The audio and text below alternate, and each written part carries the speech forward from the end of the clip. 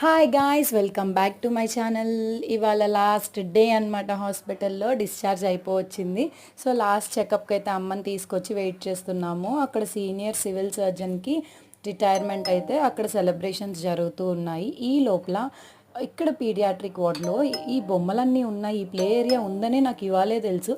Past 15 days నుంచి హాస్పిటల్కి వస్తున్నా కానీ నాకు ఇవన్నీ ఉన్నాయని అసలు తెలియదు అనమాట. సర్లే వెళ్ళే ముందు చూపిద్దాం అనుకున్నాడో ఏమో ఆ దేవుడు. మా బుజ్జోడిని తీసుకెళ్ళి అక్కడ వేస్తే ఆడుతున్నాడు రమ్మంటేనే రావట్లేదు. వచ్చి నా చేతిలో ఒక గన్ ఇచ్చి వాడి చేతిలో ఒక గన్ పెట్టుకొని షూట్ చేయి అంటున్నాడు. ఎవరి పిచ్చి వాళ్ళది కదా. మా మమ్మీ చూసారా, టిప్ టాప్గా రెడీ అయిపోయింది, ఇంటికి వెళ్ళిపోవాలన్న ఆనందంలో. ఇన్ని రోజుల నుంచి ఉన్నా నా వల్ల కావట్లే అంటుందన్నమాట. వెళ్దామా అంటే అసలు ఎంతైనా హాస్పిటల్స్లో ఉండాలంటే కష్టమేలేండి, ఎన్ని ఫెసిలిటీస్ ఉన్నా. చూసారా ఎంత హ్యాపీయో అందరి ఫేసెస్లో.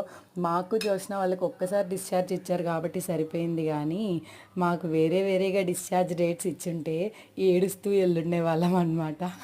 ఇంకా తర్వాత కొన్ని సెల్ఫీలు తీసేసుకొని కొన్ని వీడియోస్ చేసేసి అలా కిందకి వెళ్ళేసామన్నమాట. ఏమన్నా తీసుకొని తిందాం లాస్ట్ డే కదా అని. సో బిర్యానీ అయితే తీసేసుకొని మెడిసిన్స్ తీసుకున్నాను అనమాట ఫార్మసీలో. ఇంకా పైకి వెళ్ళేసి బిర్యానీ కుమ్మేసాము, బాగా తినేసేసాం. అమ్మకైతే సాంబార్ రైస్ తీసి ఇచ్చేసాను వెళ్ళే ముందు, తినేసి వెళ్ళిపోదాం అని.